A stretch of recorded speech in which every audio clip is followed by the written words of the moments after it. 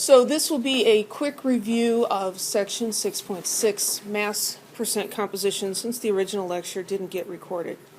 So mass percent composition, sometimes just abbreviated mass percent, follows the pattern of all percentages. It's the part over the whole times 100.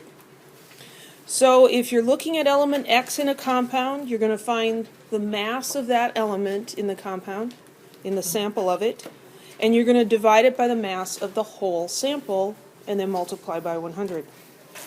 So these percentages should never be over 100, okay? Because it's like in the, in a family, if there's, two boys and two girls, then 50% of the children are girls, right?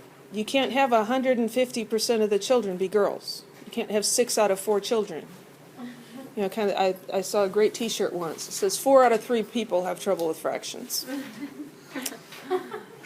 Yeah, let that one sink in a little bit.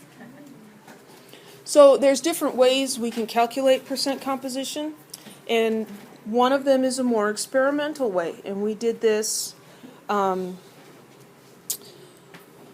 do this in a couple of different labs. There's a magnesium oxide lab, and we kind of do this in the barium sulfate lab as well.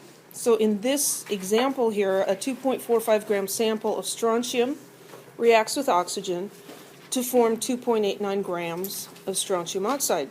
Use the data to calculate the mass percent composition of strontium in strontium hydroxide.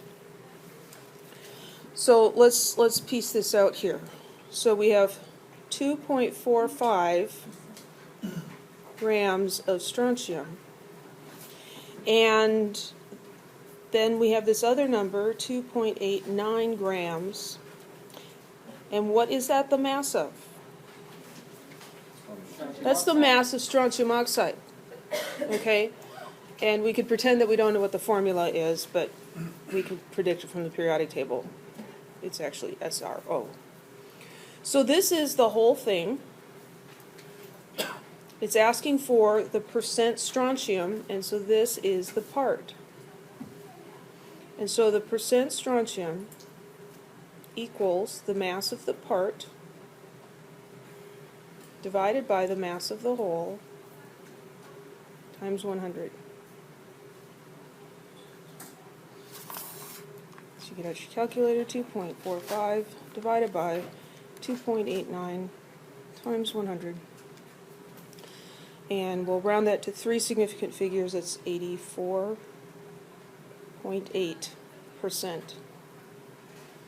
Now when I'm grading labs, we often have to calculate like a percent error or something.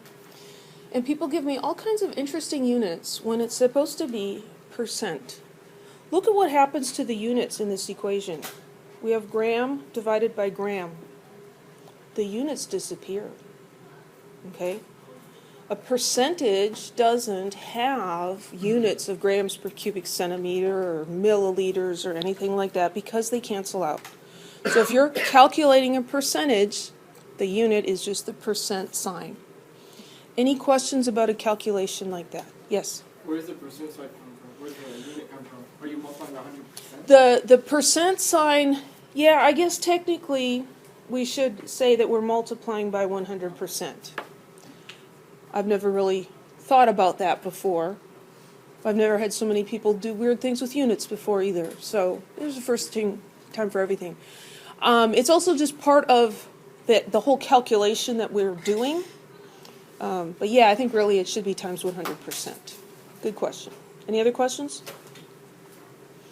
So sometimes they'll give you the mass of each element and ask you to calculate a percent composition. Then you might have to add the 2 elements together.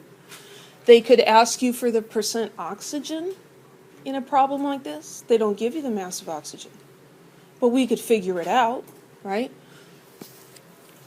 Because we have the mass of the strontium and the oxygen together, and we have the mass of the strontium. So we could figure out what just the oxygen is by subtracting, right? So when you have a problem like this, step back and try to visualize. Sometimes it helps to close your eyes. Visualize, okay, this is this and this is this, so that you can think about it, okay? It's not always going to be immediately obvious what you should do. We can use percent composition as a conversion factor. And you're going to need to do this, I think, in the last 2 questions of the percentage worksheet. So, just as an example, sodium chloride has a percent sodium of 39%. Percent means per 100. Okay, there are other ways to solve percentage problems, and if those work better for you, you go right ahead, but this is the one I'm just going to talk about in class. So they give us this ratio here of 39 grams of sodium in a ratio to 100 grams of sodium chloride. Or you can say 39 grams of sodium per 100 grams of sodium chloride. That looks like a conversion factor, doesn't it? You can multiply by that, or you could flip it upside down and have 100 grams of sodium chloride per 39 grams of sodium. And we can use that to calculate the mass of sodium in a bigger mass of sodium chloride.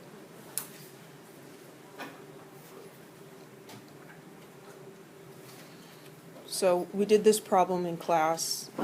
FDA recommends that adults consume less than 2.4 grams of sodium. But we don't eat pure sodium. That would be really dangerous because it reacts violently with water. We eat it as sodium chloride. So then the question we need to know is, well, how many grams of sodium chloride could we eat and stay under that limit? And we know that sodium chloride is 39% sodium by mass.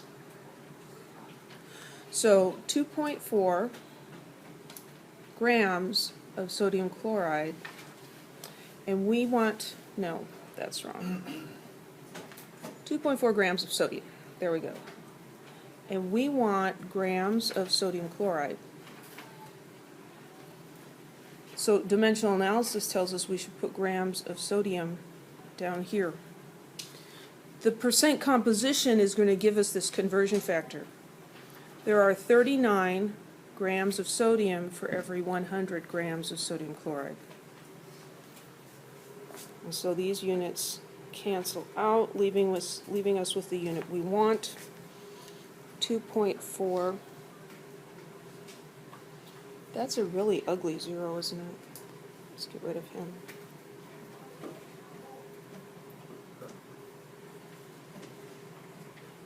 It's even better than pencil. That's why it was an ugly 0. It's a 9. Thank you. I think I need a nap. Or something. Good grief. Thank you for catching me on that. Wow. Doesn't bode well for the rest of the day. 6.2 grams of sodium chloride. Okay. We can determine percent compositions experimentally, and then we can use them for, well, at least in some situations, it would be a practical use to convert one thing to another.